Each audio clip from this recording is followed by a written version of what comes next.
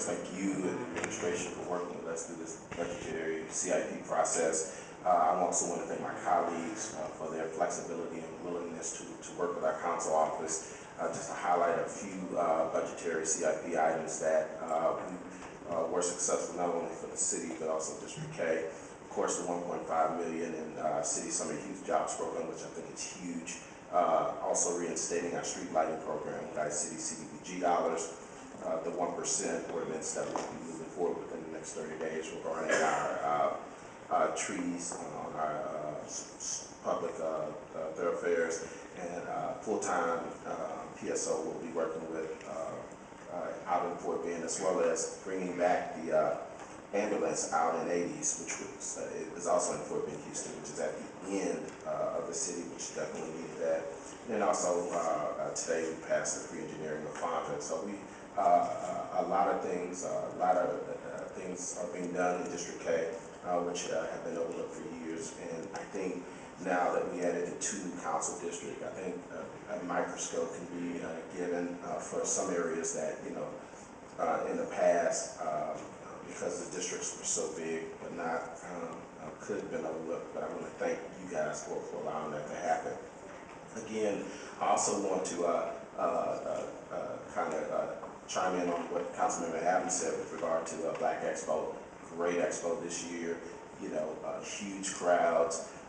Mayor, I know you're out of town and couldn't be there, but you and their spirit, your video was played at the breakfast and the lunch, and kudos were given for the city's participation with that event.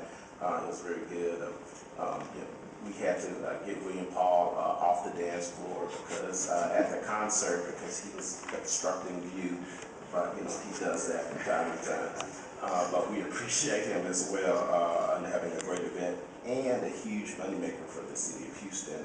Guests, you know, heads and beds, folks coming in from out to participate in the Texas Black Expo. So we hope to make it bigger and better. And so we appreciate that. I also understand that IT Director Charles Thompson was honored as well.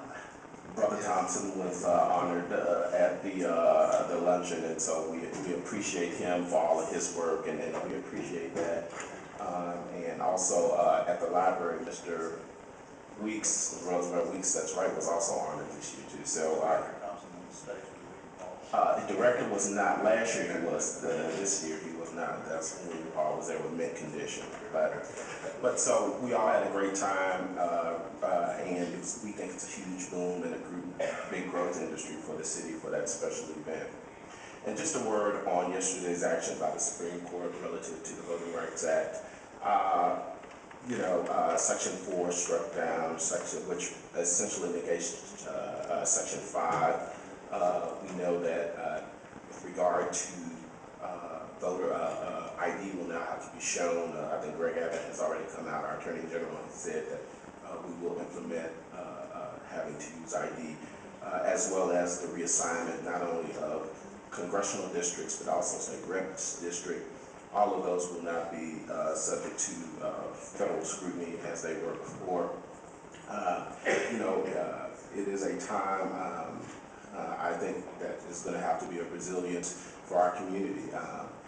You know, we know that there are some inequities that happen in the state with regard to voting rights. We know that there have been some suppression issues lately, and so you know, we as a city are going to have to band together to make sure that it is an equitable for all of us. Councilmember Pennington said it best around this table. It is great diversity, but we do not see that around the state. And so I just don't think that striking down Section 4 will help advance that.